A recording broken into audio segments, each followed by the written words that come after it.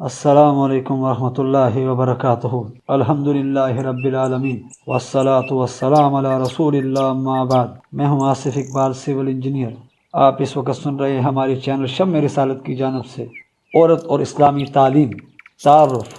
کئی سال اس طرف کی بات ہے کہ یہ کتاب بالاقساط نگار میں شائع ہوئی تھی اور اس وقت اس کے فاضل مصنف کو اسے کتابی شکل میں شائع کرنے کا خیال بھی نہ تھا، لیکن بعد کو اس موضوع پر ان کا مطالعہ برابر جاری رہا اور اس میں اتنا زیادہ اضافہ ہو گیا کہ اسے علیحدہ کتابی صورت میں شائع کرنا ہی مناسب خیال کیا گیا۔ اس کے مصنف پنجاب کے ایک نہایت معزز خاندان سے تعلق رکھتے ہیں اور بہت کم سنی سے انہیں سنجیدہ مطالعہ کا شوق تھا، اس لیے انہوں نے انگریزی کے ساتھ فارسی اور عربی کی تحصیل بھی شروع کر دی اور رفتہ رفتہ بیک وقت ادب و مذہب دونوں کا ذوق ان میں پیدا ہو گیا۔ ایک طرف اگر وہ غالب و مومن کے مطالعہ میں مصروف رہتے تھے تو دوسری طرف وہ براہ راست مطالعہ قرآن سے اسلامی تعلیمات جاننے کی بھی کوشش کر رہے تھے۔ آخری بار اب سے 15-16 سال قبل جب میں ان سے دلی میں ملا تو وہ غالب پر کافی کام کر چکے تھے اور مومن کے متعلق بھی ان کی تعمیری کوشش جاری تھی۔ اس کے بعد وہ بسلسلہ ملازمت ہندوستان سے باہر ایسے ممالک میں پہنچ گئے جہاں ان کو عربی زبان اور عربی لٹریچر کے مطالعے کا بڑا اچھا موقع ملا اور آخر کار وہیں انہوں نے اس کتاب کو مرتب کیا۔ مالک رام صاحب نے تعلیمات اسلام میں خصوصیت کے ساتھ اسی موضوع کو کیوں پسند کیا، اس کا علم تو مجھے نہیں، لیکن ہو سکتا ہے کہ اس کا سبب یہ ہوا ہو کہ اس طرح عورت کے ذکر سے ان کے ادبی ذوق کی بھی ایک حد تک تسکین ہوتی ہو۔ عورت کے باب میں اسلام اور تعلیمات اسلام پر غور کرنا آج کل بہت زیادہ اہمیت رکھتا ہے، کیونکہ اگر ایک طرف عورت کی آزادی نامناسب حد تک بڑھ کر دنیا کے معاشرتی نظام کو درہم برہم کر رہی ہے تو دوسری طرف جنس لطیف کی ترقی و اصلاح کے حامی بالکل یہ غلط خیال قائم کیے ہوئے ہیں کہ عورت پر سب سے بڑا احسان کرنے والے وہی ہیں، اور اس سے قبل دنیا کی دوسری قوموں اور خصوصیت کے ساتھ اسلام نے اس طرف توجہ نہیں کی۔ مالک رام صاحب کی یہ کتاب اس غلط خیال کی تردید ہے۔ اس میں بتایا گیا ہے کہ عورت پر اسلام کے غیر معمولی احسانات ہیں اور جس ماحول میں رہ کر شارع اسلام نے اس کے وقار کو قائم کیا ہے، اس کی مثال مشکل ہی سے کسی دوسری قوم کی تاریخ میں مل سکتی ہے۔ اس کتاب میں ازمہد تالحد عورت کی زندگی کے جتنے پہلو ہو سکتے ہیں ان سب کو پیش کیا گیا ہے، اور اس التزام کے ساتھ کہ جو کچھ لکھا گیا ہے وہ صرف قرآن اور اس کی تائید میں احادیث معتبرہ کو سامنے رکھ کر لکھا گیا ہے تاکہ اسے کوئی شخص محض روایتی چیز تاریخی تعریف نہ کہہ سکے۔ اس کے فاضل مصنف نے جس تردد اور کاوش سے کام لے کر یہ کتاب مرتب کی ہے اس کا اندازہ آسان نہیں، کیونکہ انہوں نے اس کی تصنیف میں دوسروں کی تصانیف پر اعتماد نہیں کیا بلکہ براہ راست قرآن کو سامنے رکھ کر وہ تمام احکام یکجا کر دیے ہیں جو اس موضوع سے تعلق رکھتے تھے، اور یہ کوئی معمولی بات نہیں۔ اس کتاب کے مطالعہ کے بعد معلوم ہو سکتا ہے کہ عورت کی اصلاح اور اس کے حقوق کے بقا و تحفظ کے نقطہ نظر سے تعلیمات اسلام کا کیا مرتبہ ہے، اور فاضل مصنف نے کس محنت و کاوش سے تمام مضامین کا استنباط قرآن سے کیا ہے۔ اس سلسلے میں اسلام پر ایک بڑا اعتراض یہ کیا جاتا ہے کہ اس نے غلامی کے رواج کو قائم رکھ کر عورتوں کو لونڈی بنے رہنے کی لعنت سے آزاد نہیں کرایا۔ یہ اعتراض اس لحاظ سے تو درست ہے کہ اسلام لونڈی اور آزاد عورت کے فرق کو بالکل نہیں مٹا سکا، لیکن یہ سمجھنا کہ اسلام نے اس لعنت کو دور کرنے کی کوشش نہیں کی بالکل غلط ہے۔ دنیا میں کوئی سماجی اصلاح دفعتاً نہیں ہو سکتی، اس کے لیے کافی زمانہ درکار ہوتا ہے۔ خاص کر ایسی رسم و رواج کو مٹا دینا جو صدیوں سے چلا آ رہا ہو بہت مشکل معلوم ہوتا ہے۔ عربوں میں رواج غلامی کی بھی یہی صورت تھی کہ لوگ اس کی حد درجہ عادی ہو چکے تھے اور دفعتاً اس کا مٹانا آسان نہ تھا۔ اسلام نے ایسے مخالف و نامناسب ماحول میں بھی اس مذموم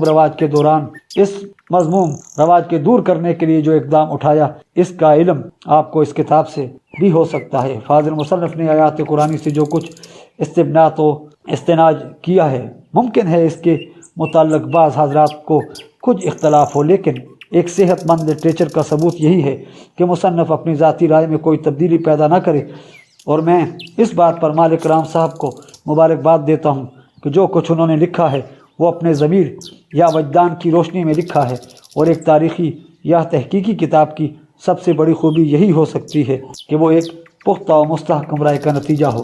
دیباچہ طبع دوم، یہ مضمون آج سے تقریباً 12 صدی قبل شائع ہوا تھا۔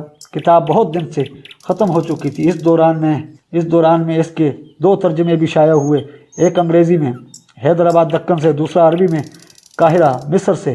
یہ دونوں بھی اب نہیں ملتے۔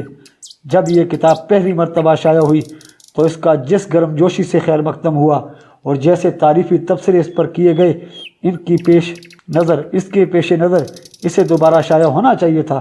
احباب نے بھی کئی مرتبہ توجہ دلائی کہ اسے دوبارہ چھپوانے کا انتظام کیا جائے، لیکن میری گوناگوں مصروفیتوں نے اتنی فرصت نہ دی کہ میں اس پر نظر ثانی کر سکتا، اور اس کے بغیر اسے شائع کرنے پر طبیعت کسی طرح آمادہ نہ ہو سکی۔ اگست 1974 کے شروع میں میری صحت اس حد تک خراب ہو گئی، اتباع حضرات نے میری آزادانہ نقل و حرکت پر سخت پابندیاں عائد کر دیں۔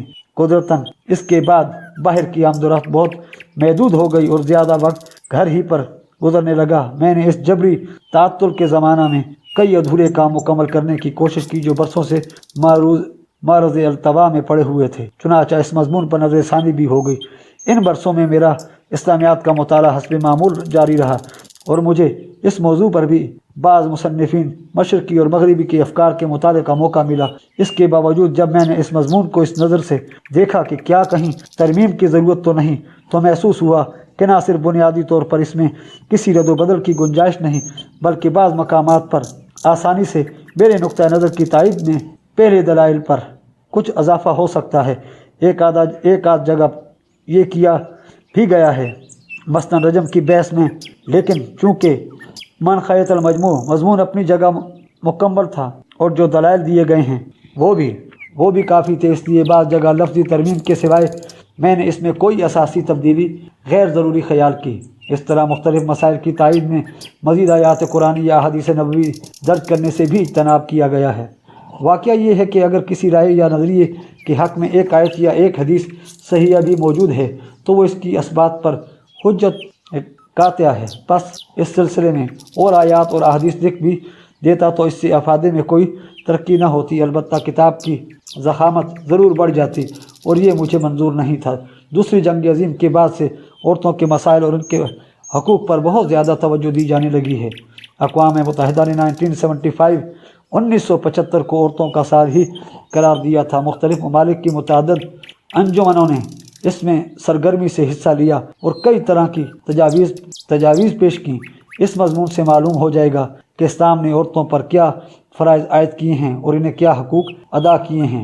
مالک رام، میں نے یہ مضمون اول بار آج سے 12-13 سال پہلے لکھا تھا، لیکن چونکہ اس دوران میں بیشتر ہندوستان سے باہر رہا اس لیے اس کی اشاعت کا انتظام نہ کر سکا۔ میں نے اسی زمانہ میں اس کا مسودہ اظہار رائے کے لیے ہندوستان کے 2 مختلف بلکہ یوں کہیے کہ متضاد خیال کے عالموں کی خدمت میں بھیجا تھا۔ دونوں اصحاب نے اسے پسند کیا، اگرچہ ایک صاحب نے یہ بھی فرمایا کہ مجھے تمہاری بعض آراء سے اختلاف ہے۔ بہرحال چونکہ مجھے اس کے چھپانے کی کوئی ایسی جلدی نہیں تھی، اس لیے معاملہ اسی پر ختم ہو گیا۔ اس اثناء میں مزید مطالعے اور غور و فکر سے خود میں نے بھی ایک آدھ جگہ تبدیلی کی ضرورت محسوس کی، اور آخر جو کچھ میری سمجھ میں آیا وہ آپ کے سامنے پیش کر رہا ہوں۔ اس مرتبہ مضمون تقریباً پورے کا پورا از سر نو لکھا گیا ہے۔ مجھے قرآن کے مطالعے کا شوق کیسے پیدا ہوا اور کون سے اسباب اس شوق کی ترقی میں ممدود و معاون ہوئے، اس کے بتانے کا یہ کوئی مناسب محل نہیں۔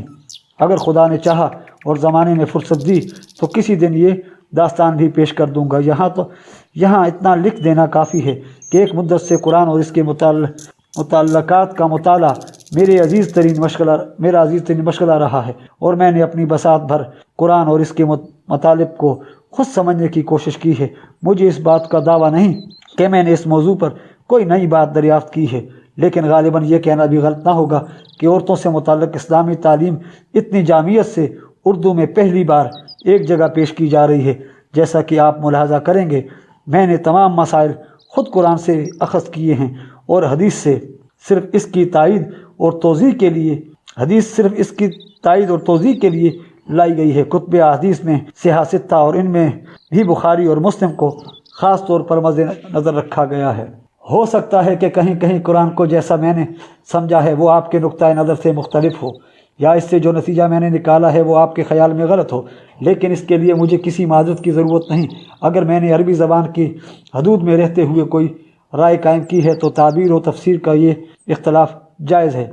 عبارتاً شتا و حسن کا واحد، تیرا حسن ایک ہی ہے، مگر ہم نے اپنی اپنی سمجھ اور ذوق کے مطابق اس کی کتنی تعبیریں کر لی ہیں۔ ہاں اگر کہیں میں نے معنی ہی غلط سمجھے ہیں اور اس لیے ان سے جو استدلال کیا ہے وہ بھی غلط ہے تو باور فرمائیے کہ یہ سہو غیر ارادی طور پر ہوا ہے، اور معلوم ہونے پر اس کی اصلاح کرنے میں مجھے خوشی ہوگی۔ وما توفیقی الا باللہ العظیم۔ تمتع زہر گوشہ یافتم کے مصادق میں نے اس مضمون کی تیاری میں ماضی و حال کے کتنے ہی مصنفوں سے استفادہ کیا ہے۔ ان میں سے بعض کے نام آپ مختلف مقامات پر اس مضمون میں بھی پائیں گے۔ ان کے علاوہ اور بھی ہیں جن کے علم و فضل کی خوشہ چینی میں نے کی ہے۔ میں ان سب کا ممنون ہوں۔ ان کے نام لکھنا غیر ضروری ہے اور طوالت کا باعث بھی، لیکن ایک نام ایسا ہے جسے نظر انداز نہیں کر سکتا۔ یہ مولانا ابوالکلام آزاد مدظ اللہ کی ذات گرامی ہے۔ جب میں نے یہ مضمون پہلی بار لکھا ہے تو اس سے کچھ ہی مدت پہلے ترجمان القرآن کی پہلی جلد شائع ہوئی تھی، اور ان ایام میں متواتر میرے مطالعہ میں رہی تھی۔ میں نے اس کے مطالب سے بہت فائدہ اٹھایا، اور جہاں کہیں اس مضمون میں قرآن کے پہلے 8-9 پاروں کی آیات کا اردو ترجمہ دیا گیا ہے، وہ بھی بہت حد تک ترجمان القرآن ہی کے الفاظ ہیں۔ آخر میں دعا ہے کہ خدا ہم سب کو صراط مستقیم پر چلنے کی توفیق کی ارزانی فرمائے، آمین۔ نمبر 1، بیٹی۔ جاہلیت میں اسلام سے پہلے عرب میں عورت کا مقام ٹھیک طور پر متعین کرنا بہت مشکل ہے۔ یہاں ہم عجیب متضاد قسم کے واقعات سے دوچار ہوتے ہیں۔ ایک طرف ایام عرب سے یہ معلوم ہوتا ہے کہ عورت خاندان اور قبیلے میں کافی اثر رکھتی تھی۔ قبیلوں کے درمیان جنگ کی حالت میں اس کی رائے اور مشورے کو مناسب اہمیت دی جاتی تھی، اور خیمے کے اندر تو وہ پورے طور پر حاکمانہ اقتدار کی مالک تھی۔ اور دوسری طرف یہ حالت تھی کہ بسا اوقات لڑکی کی پیدائش کو باعث ننگ اور موجب عار خیال کیا جاتا تھا۔ ان کے یہاں لڑکی کا کوئی درجہ تھا ہی نہیں، اور وہ ہمیشہ چاہتے تھے کہ لڑکا پیدا ہو۔ قرآن میں ان کی اسی حالت کی طرف اشارہ کیا ہے۔ وَيَجْعَلُونَ لِلَّهِ الْبَنَاتِ سُبْحَانَهُ وَلَهُمْ مَا يَشْتَهُونَ سورہ نحل آیت نمبر 57۔ یعنی وہ کہتے ہیں کہ فرشتے خداوند تعالیٰ کی بیٹیاں ہیں جو ان کی نظر میں حقیر ہیں، حالانکہ وہ ان کمزوریوں سے پاک ہے، اسے اولاد کی ضرورت ہی نہیں، اور اپنے لیے وہ بیٹے مانگتے ہیں جو ان کے لیے قابل فخر چیز ہیں۔ اس کے متعدد اسباب تھے۔ جاہلیت میں عرب کے مختلف قبیلوں میں آئے دن لڑائیاں ہوتی رہتی تھیں، اس لیے انہیں دشمن کا مقابلہ کرنے کے لیے زیادہ سے زیادہ مردوں کی ضرورت تھی۔ اس کا قدرتی نتیجہ یہ ہوا کہ مردوں کو عورتوں پر ترجیح دی جانے لگی، اور یہی وجہ تھی کہ وہ عورت کو ورثے اور مال غنیمت میں سے حصہ بھی نہیں دیتے تھے، کیونکہ وہ گھوڑے پر سوار ہو کر دشمن سے لڑ نہیں سکتی تھی۔ نہ صرف یہ بلکہ لڑائی میں حصہ لینے والوں کی یہ عام خواہش ہوتی تھی کہ فریق مخالف کی عورتوں کو قیدی بنا لیا جائے تاکہ ان کے بدلے میں زر فدیہ وصول ہو سکے، جو عام طور پر اونٹوں یا بھیڑ بکریوں کی شکل میں ادا کیا جاتا تھا۔ اگر ان عورتوں کے وارث یہ زر فدیہ ادا نہ کر سکتے تو اس صورت میں یہ عورتیں گرفتار کرنے والوں کے گھروں میں لونڈیاں بنا لی جاتی تھیں۔ غرض کے دونوں صورتوں میں عورت والے نقصان میں رہتے۔ زر فدیہ دیا تو مال کا نقصان، اور نہ دیا تو ناموس اور عزت کا نقصان۔ پھر یہ خیال بھی تھا کہ اگر وہ زندہ رہ گئی تو اسے بہرحال کسی دوسرے کے عقد نکاح میں دینا پڑے گا، اور یہ بھی ان کے خیال میں سخت باعث شرم تھا۔ اس طرح ہندوستان کے عہد وسطیٰ کے راجپوتوں کے دل میں بھی یہ جھوٹا خیال بیٹھا ہوا تھا کہ ہم اور کسی کو بیٹی دے کر سسر کہلائیں، اس سے تو مر جانا بہتر ہے۔ وہ سسر کہلانے کو گولی سے کم نہیں سمجھتے تھے۔ انہوں نے اس موہوم ذلت سے بچنے کا یہ رستہ نکالا کہ لڑکی کے پیدا ہوتے ہی اسے ہلاک کر دیتے۔ اسی طرح عرب میں بھی اسلام سے پہلے یعنی ایام جاہلیت میں عمراء اور عمائد کسی کا سسر کہلانے کو ذلت خیال کرتے تھے۔ دختر کشی، ان سب باتوں نے مل کر جاہلیت کے عربوں میں یہ خیال پیدا کر دیا تھا کہ لڑکی کو زندہ رکھنے میں سراسر نقصان ہی نقصان ہے۔ اس کی پرورش اور غور پر داغ پر خرچ اور محنت اتنی ہی کرنا پڑے گی جتنی ایک لڑکے کے لیے ضروری ہے، لیکن دشمن کا مقابلہ کرنے میں وہ لڑکے کے برابر مفید نہیں، اور اگر وہ کہیں لڑائی میں قید ہو جائے تو لینے کے دینے پڑ جائیں۔ اس کا آسان علاج انہوں نے یہ سوچا کہ پیدا ہوتے ہی اسے دفن کر دیتے تھے۔ قرآن اسی متعلق کہتا ہے، جب ان میں سے کسی کو بیٹی کی پیدائش کی خبر دی جاتی ہے تو اس کا چہرہ سیاہ پڑ جاتا ہے اور وہ غم میں غرق ہو جاتا ہے۔ کیا وہ اس بری خبر کی وجہ سے جو اسے دی گئی ہے مارے شرم کے لوگوں سے چھپتا پھرے؟ وہ سوچتا ہے کہ کیا وہ اسے ذلت کے لیے زندہ رہنے دے یا زمین میں گاڑ دے۔ یاد رکھو وہ جو فیصلہ بھی کرتے ہیں وہ بہت برا ہے۔ سورہ نحل آیت نمبر 57 تا 59۔ الغرض وہ لڑکی کو دوسرے کے عقد نکاح میں دینا باعث ننگ خیال کرتے تھے۔ اس ذلت سے بچنے کے لیے انہوں نے لڑکیوں کو زندہ درگور کر دینے کی رسم نکالی۔ چنانچہ قرآن نے اسے اتنا بڑا گناہ قرار دیا کہ جہاں ان جرائم کی نشاندہی کی جن سے متعلق آخرت میں خاص طور پر باز پرس ہوگی، ان میں یہ لڑکیوں کا زندہ دفن کر دینا بھی شامل ہے۔ دوسری جگہ ارشاد ہوتا ہے وَإِذَا الْمَوْءُودَةُ سُئِلَتْ، سورہ تکویر آیت نمبر 8۔ اور جب زندہ درگور سے سوال کیا جائے گا بِأَيِّ ذَنبٍ قُتِلَتْ، سورہ تکویر آیت نمبر 9، تجھے کس گناہ کی پاداش میں قتل کیا گیا ہوتا؟ یہ تھا کہ جو ہی یہ لڑکی 5-6 برس کی ہو جاتی یہ لوگ اسے گڑھا کھود کر اس میں دھکیل دیتے یا پہاڑی کی چوٹی سے گرا دیتے۔ جاہلیت کی روایتوں اور تاریخ سے معلوم ہوتا ہے کہ یہ رسم بعد بنی اسد کے عمراء سے شروع ہوئی اور ان کے نقل میں بنو ربیعہ اور کنندہ اور بنو تمیم کے بڑے لوگوں نے بھی اسے اختیار کر لیا، مگر بدقسمتی سے یہ امیروں ہی تک محدود نہیں رہی بلکہ ان کی دیکھا دیکھی نچلے طبقے کے لوگوں میں بھی راہ پا گئی۔ قرآن کریم اس طرف اشارہ کرتا ہے۔ سورہ انعام آیت نمبر 13، 7 تا 13۔ مشرکوں میں سے بہت سے ایسے ہیں کہ ان کے شریکوں کی تعلیم اور مثال نے ان کی نظر میں قتل اولاد جیسا بدفعل اچھا بنا رکھا ہے تاکہ اس طرح انہیں ہلاک کر ڈالیں۔ یہ گمراہ کرنے والے شرکاء ان کے عمراء اور کاہن تھے جو اپنی اپنی تعلیم سے اور دوسرے اپنے اپنے عمل سے انہیں بھی اس راہ ہلاکت کی طرف لے گئے جس پر وہ خود چل رہے تھے۔ کاہنوں اور دینی بزرگوں نے کہہ رکھا تھا کہ لڑکیوں کو زندہ نہ رکھو کیونکہ یہ ذلت کا موجب ہیں۔ امیروں اور دینوی سرداروں نے خود اس پر عمل کر کے اس فعل کبھی کی عمدگی پر مور تصدیق ثبت کر دی۔ زین کا لفظ بتاتا ہے کہ یہ غریب لوگ اسے دل سے اچھا نہیں سمجھتے تھے، لیکن دینی اور دینوی لحاظ سے اپنے سے بہتر لوگوں کو ایسا کرتے دیکھ کر ان کی نظروں میں بھی یہ فعل اچھا ہو گیا اور وہ بھی ان کی تقلید میں اپنی اولاد کو قتل کرنے لگے۔ قتل اولاد کی ایک دوسری شکل بھی ان میں رائج تھی۔ جب کسی کے ہاں بیٹیوں کی تعداد 10 تک پہنچ جاتی تو ایک کو بتوں کی بھینٹ چڑھا دیتے تھے۔ یہی وجہ تھی کہ حضرت محمد صلی اللہ علیہ وسلم کے والد عبداللہ کو ان کے والد عبد المطلب نے بت پر چڑھانے کی منت مانی تھی اور بعد کو ان کی جگہ 100 اونٹ ذبح کر کے انہیں بچا لیا۔ جاہلیت میں مرد قیدی کا فدیہ 100 اونٹ غالباً یہی مقرر ہوا۔ حضرت رسول کریم صلی اللہ علیہ وسلم نے اسی کی طرف اشارہ کرتے ہوئے فرمایا میں 2 ذبیحوں کا بیٹا ہوں، یعنی اول حضرت اسماعیل کا جنہیں ان کے والد حضرت ابراہیم علیہ السلام نے خدا کے حکم سے ذبح کرنے کا قصد کیا تھا، اور دوم عبداللہ کا۔ قرآن نے جہاں قتل اولاد سے منع کیا ہے اس میں اولاد کو بتوں کی نظر کرنا بھی شامل ہے، یہ بھی قتل اولاد سے کم نہیں ہے۔ قتل اولاد کی دوسری وجہ ان کی مفلسی تھی۔ جزیرۃ العرب جیسا صحرا آج ہے ویسا ہی جب بھی تھا۔ سامان خوراک کے مہیا کرنے کے لیے ان لوگوں کو جیسی کچھ محنت کرنا پڑتی ہوگی اس کا اندازہ ہم موجودہ حالات سے کر سکتے ہیں۔ ان لوگوں نے سوچا کہ لڑکی لڑکے سے کم تو کھائے گی نہیں اور یقیناً لڑکے کے مقابلے میں اس کا فائدہ بہت کم ہے، بس اسے زندہ رکھنے سے حاصل اس کے 2 پہلو ہیں۔ ایک صورت تو یہ ہو سکتی ہے کہ والدین واقعی غریب ہیں اور وہ بچوں کی پرورش کا بوجھ اٹھانے کے قابل نہیں اور اس لیے انہیں قتل کر دیتے ہیں۔ دوسری صورت یہ ہے کہ وہ اگرچہ مفلس نہیں لیکن انہیں اندیشہ ہے کہ ہم یوں اپنا مال بیٹیوں کی پرورش پر بیکار خرچ کرتے رہے تو کوئی دن جاتا ہے کہ مفلس ہو جائیں گے۔ قرآن کریم نے ان دونوں صورتوں کا الگ الگ ذکر کیا ہے۔ وَلَا تَقْتُلُوا أَوْلَادَكُمْ مِنْ أَمْلَاقٍ، سورہ انعام آیت نمبر 151۔ اپنی اولاد کو افلاس کے باعث قتل نہ کرو، اور دوسری جگہ فرمایا لَا تَقْتُلُوا أَوْلَادَكُمْ خَشْيَةَ إِمْلَاقٍ، اور سورہ بنی اسرائیل آیت نمبر 31۔ اور افلاس کے ڈر سے اپنی اولاد کو قتل نہ کرو۔ اسلام نے سب سے پہلے تو اس رسم بد کا کلا کما کیا اور کہا ان قتلہم کان خطان کبیرم، بنی اسرائیل آیت نمبر 31، کہ اولاد کو قتل کرنا نہایت برا فعل ہے۔ ہزاروں کاہنوں اور لاکھوں امیروں کی تعلیم اور عمل اسے اچھا نہیں بنا سکتے۔ یہ دینی اور دنیاوی دونوں لحاظ سے ہلاکت کا راستہ ہے، اس سے اجتناب کرو۔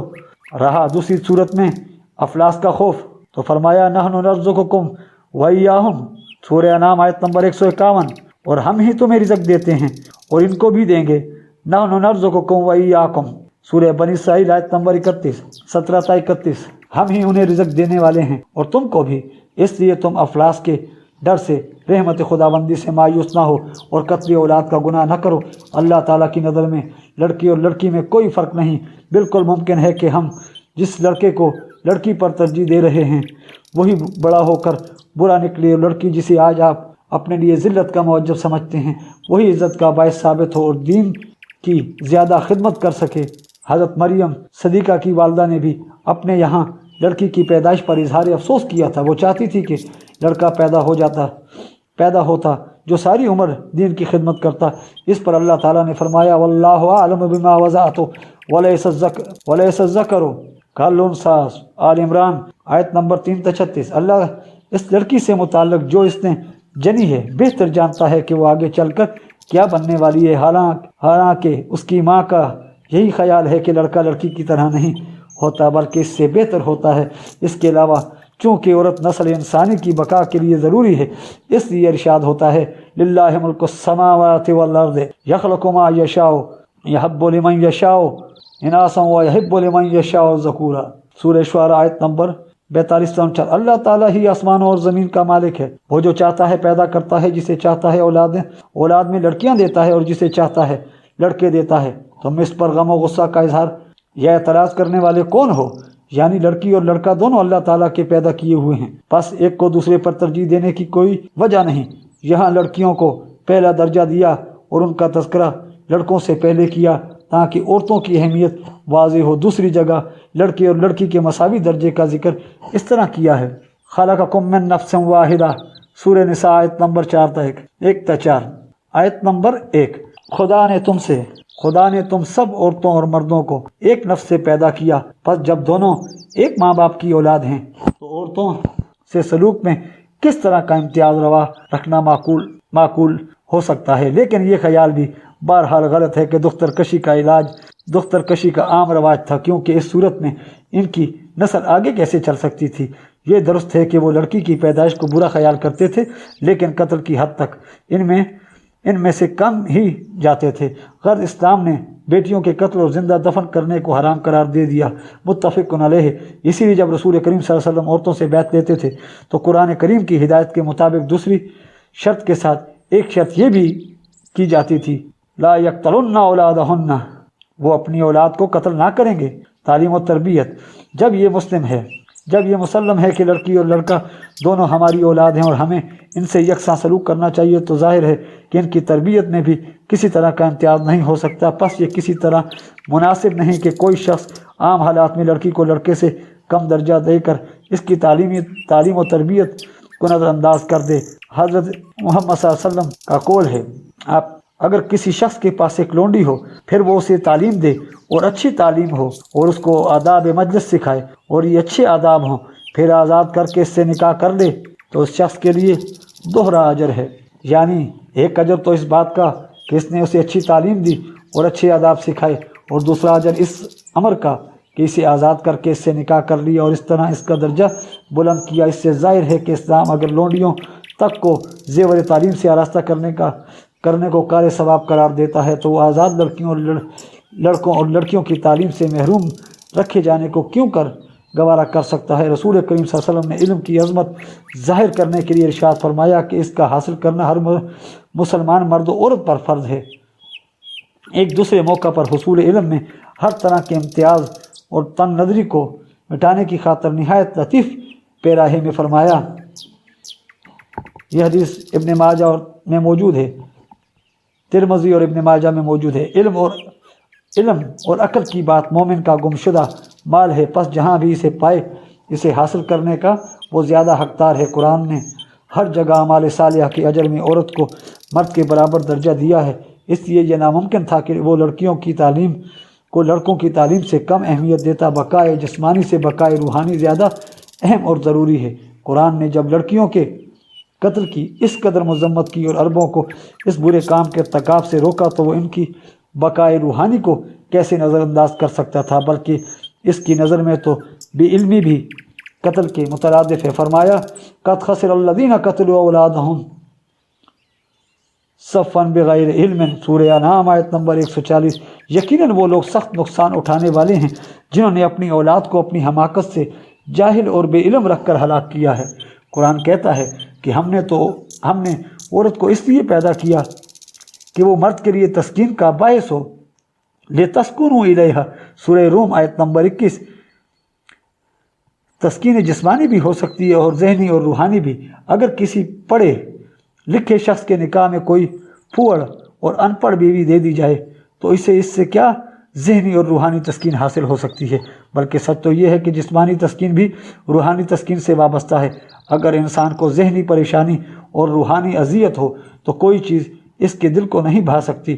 قرآن نے جہاں ان یتامہ کی تربیت کا ذکر کیا ہے جو دوسروں کی ولایت میں ہیں، وہیں یہ تاکید بھی کی ہے تم انہیں ان کے مال سے اچھا کھانے کو دو اور اچھا پہننے کو دو اور انہیں نیک اور اچھی باتیں سکھاؤ۔ اولاد کو ایسی تعلیم دینا جو ان میں شرک و توہمات کے خیالات پیدا کر دے اور جس سے ان کے اعمال تباہ ہو جائیں، یہ بھی ان کے قتل سے کم نہیں۔ میں تعلیم پر مدار نہیں بلکہ اچھی اور نیک تعلیم ہو، یعنی انہیں تعلیم دو اور یہ عمدہ تعلیم ہو جو انہیں نیک انسان اور خدائے واحد کا پرستار اور دین و دنیا میں ترقی کرنے والا بنائے۔ فرمایا یا ایھا الذین آمنوا قوا انفسکم واہلیکم نارا، سورہ تحریم آیت نمبر 6۔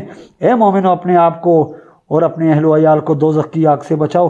اس لیے اگر کوئی شخص اپنی اولاد کو ایسی تعلیم دیتا ہے جو اسے شرک اور گناہ اور فسق و فجور کی طرف لے جاتی ہے تو وہ گویا اس حکم کی تعمیل نہیں کرتا، کیونکہ وہ انہیں آگ کی طرف دھکیل رہا ہے۔ اندرون خانہ زندگی یہ آئے دن کا تجربہ ہے کہ لڑکے اور لڑکیاں معمولی علم حاصل کر کے پندار عجب کا شکار ہو جاتی ہیں اور نمائش ان کا شیوا بن جاتا ہے۔ یہ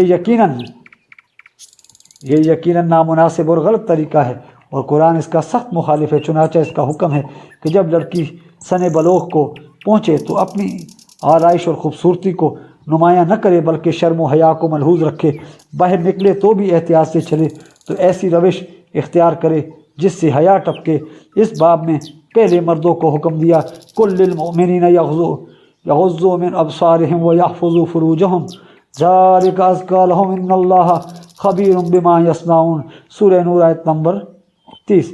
اے نبی، مومنوں سے کہہ دو کہ عورتوں سے دو چار ہونے پر اپنی نظریں نیچی رکھا کریں اور اپنی شرمگاہ کی حفاظت کریں، یہ ان کے لیے پاکیزگی کا موجب ہے۔ اللہ اس سے واقف ہے جو کچھ وہ کرتے ہیں۔ فرج کے لغوی معنی میں تمام ایسے اعضاء شامل ہیں جو گناہ کی ترغیب میں معاون ہو سکتے ہیں، مثلا آنکھ، کان، منہ، پاؤں، اور اس لیے اس حکم کی روح یہ قرار پاتی ہے کہ نہ بری نظر سے کسی کو دیکھو، نہ گندا اور فحش کلام سنو، اور نہ خود کہو، اور نہ پاؤں سے چل کر کسی ایسے مقام پر جاؤ جہاں گناہ میں مبتلا ہو جانے کا اندیشہ ہو۔ اس کے بعد عورتوں کو حکم ہوتا ہے وَقُلْ لِلْمُؤْمِنَاتِ يَغْضُضْنَ مِنْ أَبْصَارِهِنَّ وَيَحْفَظْنَ فُرُوجَهُنَّ وَلَا يُبْدِينَ زِينَتَهُنَّ إِلَّا مَا ظَهَرَ مِنْهَا، سورہ نور آیت نمبر 31۔ اور اے نبی صلی اللہ علیہ وسلم، مومنہ عورتوں سے کہہ دیں کہ مردوں کے سامنے آنے پر وہ اپنی نظریں نیچی رکھا کریں اور اپنی شرمگاہوں کی حفاظت کریں اور اپنی زینت و آرائش کی نمائش نہ کریں سوائے اس کے جو ضرورت سے یا مجبوری سے کھل جائے۔ زینت دو قسم کی ہوتی ہے، ایک قدرتی، دوسری مصنوعی۔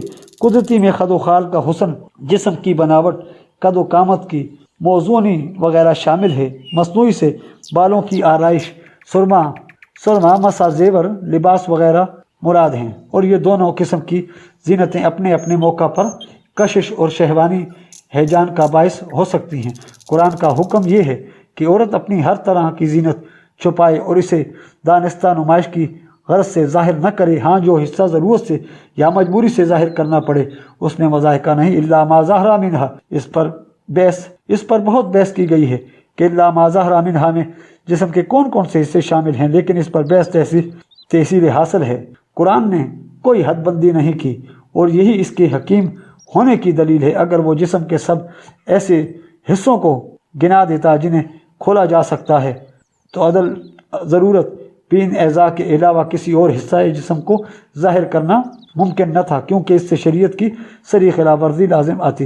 बस इसने एक उसलूब बयान कर दिया है कि सब तरह की आराइश छुपाओ, लेकिन अगर किसी ज़रूरत या मजबूरी से इसके खिलाफ करना पड़े तो इसमें गुनाह नहीं। मिसाल के तौर पर कामत को लीजिए, औरत की बुलंद कामती इसका हुस्न और जीनत से है, लेकिन वो लाख चाहे जब भी वो इसे छुपा नहीं सकती, या मसलन वो बीमार पड़ जाए और इसे अपने इलाज के लिए अपना जिस्म तबीब को दिखाना पड़े तो इसमें शरीयत माने नहीं। बस देखना ये है कि औरत अपने आप को नुमाइश के लिए ज़ाहिर कर रही है या ज़रूरत है। अगर मकसूद नुमाइश है तो हाथ और चेहरा भी ममनुआत के हुक्म में है, और अगर वाकई ज़रूरत है तो पूरा जिस्म दिखा देने में कोई हर्ज नहीं। याद रहे कि यह अहकाम औरत की अंदरून खाना ज़िंदगी से मुताल्लिक़ हैं, यानी जब वो घर की चारदीवारी के अंदर अपने अजीज़ों और रिश्तेदारों के दरमियान है तो इसका तर्ज अमल इस हिदायत के मुताबिक होना चाहिए। इसके बाद सबसे पहले ये हुक्म दिया कि औरतें अपनी ओढ़नियों को अपने सीने पर डाल लिया करें। वला युज़रिबन्ना बिखुमरिहिन्ना अला जयूबिहिन्ना, सूरह नूर आयत नंबर 71। वो अपनी ओढ़नियाँ अपने सीनों पर डाल रहें। औरत के जिस्म का ये हिस्सा कितना जाज़िब नज़र है, इससे मुताल्लिक़ ज़्यादा लिखने की कुछ ज़रूरत नहीं। मुराद ये है कि यह हिस्सा इस वक्त तक पोशीदा किया ही नहीं जा सकता जब तक औरत के सर पर दुपट्टा न हो। इससे गोया दो मकसद हासिल हो गए कि औरतें अपने सर और सीना को पोशीदा रखें, लेकिन इससे ये कबाहत पैदा होती है कि अगर औरत अपने घर में भी ऐसे तकल्लुफ़ से बैठती कि इसकी जीनत के तमाम मकाम और लिबास किसी पर ज़ाहिर न हो तो इससे घर का काम काज कैसे चलता। इसलिए इन रिश्तेदारों और अजीज़ों और दूसरे मुताल्लिकीन को मुस्तस्ना करार दिया गया है जो घर गृहस्थी में औरत से ज़्यादा मिलते जुलते हैं। वला युदीनूना ज़ीनतहुन्ना इल्ला लिबऊलतिहिन्ना औ आबाइहिन्ना औ आबाइ बऊलतिहिन्ना औ अबनाइहिन्ना औ अबनाइ बऊलतिहिन्ना औ इख्वानिहिन्ना औ बनी इख्वानिहिन्ना औ बनी इख्वातिहिन्ना औ निसाइहिन्ना औ मा मलकत ईमानुहुन्ना औ इत्ताबिईन गैरल उलिल अर्बअति मिनर रिजालिल औ तिफ़्लिल लज़ीना लम यज़हरू अला औरातिन निसाए वला युज़रिबन्ना बिअर्जुलिहिन्ना लियुअल्लम मा युख्फीना मिन ज़ीनतिहिन्ना, सूरह नूर आयत नंबर 24-31। औरतें अपनी जीनत किसी के सामने जाहिर न करें सिवाय अपने शोहरों के या अपने बापों के या अपने शोहरों के बापों के या अपने बेटों के या अपने शोहरों के दूसरी बीवियों के बेटों के या अपने भाइयों के या अपने भाइयों के बेटों के या अपनी बहनों के बेटों के या अपनी औरतों के या इनके जिनके इनके दाहिने हाथ मालिक हुए हैं, या मर्दों में से ऐसे खादमों के जो निकाह की ख़ास ज़रूरत महसूस नहीं करते, या इतने कम उम्र बच्चों के जो अभी तक औरतों की पोशीदा बातों से वाकिफ़ नहीं हुए और राह चलते वक्त अपने पाँव इस तरह ज़मीन पर ना मारें जिससे जो कुछ वो अपनी जीनत में से छुपा रही हैं ज़ाहिर हो जाए। इस फहरिस्त में अव्वल वो रिश्तेदार हैं जो इतने करीबी हैं कि औरत के मुहर्रमात में शामिल हैं, यानी जिनसे निकाह शरीयत ने हराम करार दिया है। शोहर तो खैर है ही, उसके अलावा बाप और ससुर, बेटा, सुतेला बेटा, भाई, भतीजा, भांजा सब इसी हुक्म में शामिल हैं। आबा में दादा, नाना, चचा, मामू, ऊपर के सब रिश्तेदार आ जाएंगे। आपका लफ्ज़ चचा के लिए तो कुरान में भी इस्तेमाल हुआ है। इसके साथ ही हमारी आज की ये पहली एपिसोड औरत और इस्लामी तालीम के हवाले से इख्तिताम पजीर होती है। मिलते हैं इंशाअल्लाह नेक्स्ट एपिसोड में मौजू को कंटिन्यू करते हुए। आप हमारे चैनल को सब्सक्राइब कीजिए, वीडियो को लाइक कीजिए, कमेंट्स में अपनी कीमती आरा से आगाह कीजिए। अल्लाह हाफ़िज़।